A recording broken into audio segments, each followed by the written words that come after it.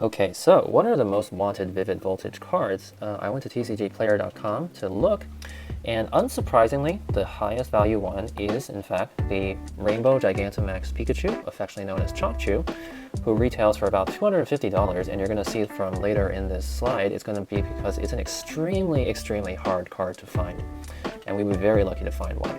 Now, right underneath that, we have three full art rainbow trainer cards, being Nessa, Bea, and Leon from the main Sword and Shield adventure, and those go for between $25 to $50. If you're curious, the $50 one is Nessa, I assume because Nessa has a ton of fans somehow. Below that, we have two new gold shiny cards, being Obstagoon and Oranguru, and those both go for about $35 each.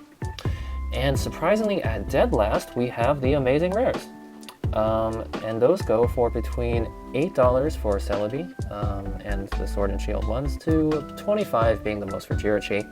And it is because, amazingly, the Amazing Rares are actually not that rare, but we're going to get to that in the next slide.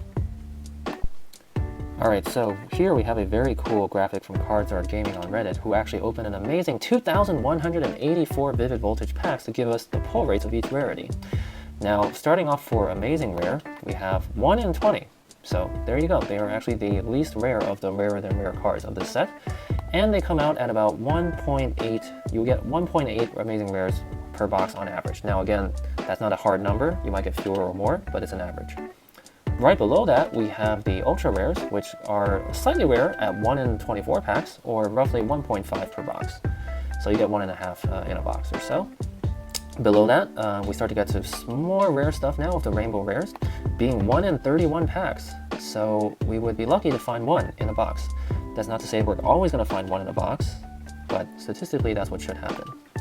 Now below that, we start to get to really rare stuff with the Golden Rares, which are now 1 in 95 packs, or 1 in 2.5 boxes. So we shouldn't expect to see one in our box, but if we do, it would be a nice surprise. Now after that, we have here, surprisingly, he put a number for a Charizard Reverse Holo, which is 1 in 100 packs. And he put that there because there's a lot of people who like Charizard, and you can sell the card for about $10 if you find it.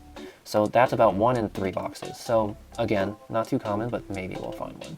After that, we have the first of the Chongchus, being the regular Chongchu, which comes in at 1 in 168 packs, or roughly 1 in every 5 boxes.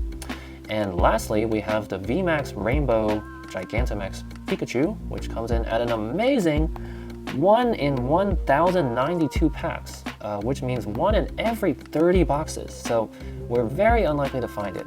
But if we do, we should really pat ourselves on the back because it's a hard card to get. Alright, here before we open the box, and you can skip this if you don't like statistics, but I find it kind of cool, is we're going to try to find what is the expected value of all the cards that we get from the box of each rarity. Now we said before last time we expect to get probably 2 Amazing Rares, and 2 Amazing Rares, let's say we get the lower end value ones, will come out to about $16 of value if we get like 2 Celebis or something. We might get more than that, but I wouldn't expect more. Now after that, we have 1.5 Ultra Rares, as I mentioned. Now these run the gamut, so the higher end ones go for up to 20 if you're lucky you find a Nessa, but the majority of them roughly shake out to $3 to $5 each. So let's say we get $7.5 of value out of 2 of those. And let's say we find 1 Rainbow Rare. Again, the Rainbow Rare, high variance in the value between 10 and 50, but let's say we're closer to 10, I will give us $20 of value on that. And next is something that I like to call surprise, because again, for the Gigantamax Chongchu or the gold cards, we're probably not going to find one, but if we do, it'll alter the value a lot. Now statistically, that averages out to a number, and I'm going to put this time $15. I'm going to put the calculation here, it gets a little bit long. And then lastly, we have, can't forget about the 30 regular holo rares from the set, and those go for about 50 cents to $1 each.